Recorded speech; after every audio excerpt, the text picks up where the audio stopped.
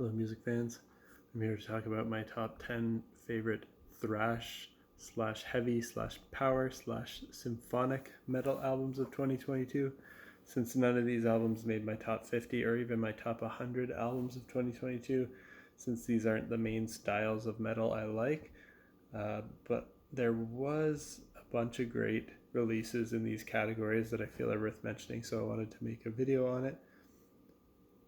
Starting off with number 10, there was Sabaton, who released The War to End All Wars. This is power metal, their 10th album.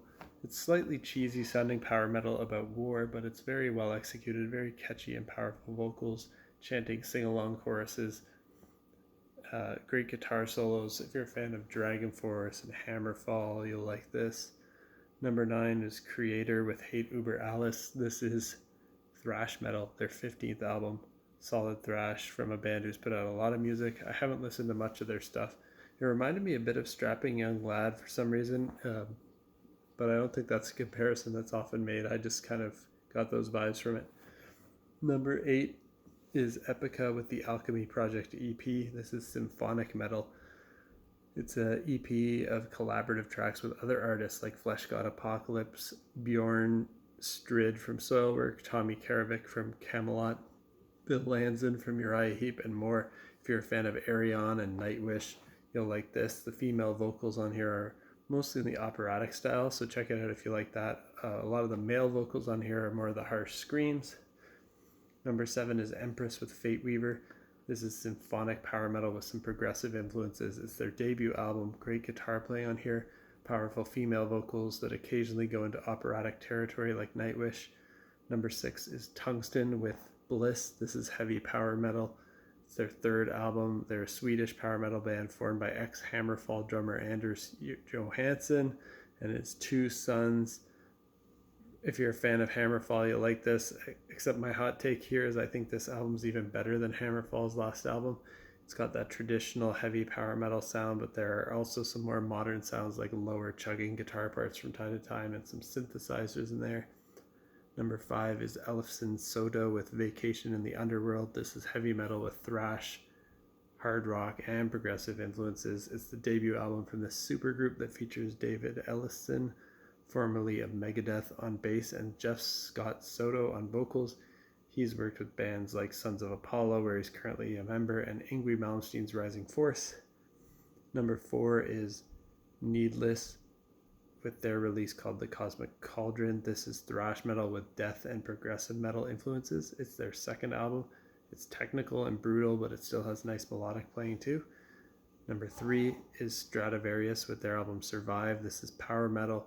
It's their 16th album. Great guitar solos, epic power metal vocals, catchy hooks.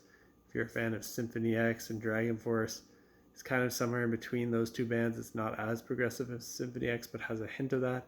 And it's not as cheesy, silly, or fantasy based as Dragon Force, but it has a bit of that too, along with some guitar shredding that you'd expect from both of those bands. Number 2 is Queensryche with Digital Noise Alliance. This is heavy metal with some progressive rock influences. It's the 16th album by this American band, and they're one of the originators of the progressive metal genre with their first album dating all the way back to 1984. Their discography is a little hit or miss, but this album is one of their best, I think. I saw them live in concert. They were playing with Judas Priest, and they kill it live. They seem to have some energy injected back into the band when Todd La Torre joined on vocals.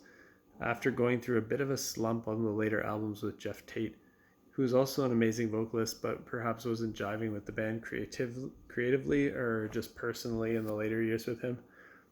The single Behind the Walls is a great song, maybe the best Queensryche song I've heard since 1988's Operation Mindcrime, which is their classic masterpiece, and I think this is their best album since that one. Number 1 here is Megadeth with The Sick, the Dying, and the Dead. This is thrash metal, their 16th album, and probably my 7th favorite Megadeth album at this time. It's interesting that they pulled off having a rapper, Ice-T, featured on one of their songs, and I actually didn't hate it, because I normally hate that, but there's just such great guitar riffs throughout this album, great guitar solos. It's a really exciting listen, so I recommend it. And that's it for my top 10 thrash, heavy, power, and symphonic metal albums.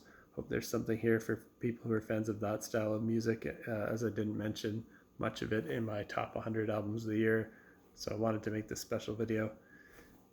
Next, I'm thinking about making one for post-metal, post-rock, and ambient, and then maybe another one for art rock, math rock, jazz fusion, and folk. And that might be it for my genre-specific top 10 lists of the year. Until next time, peace out.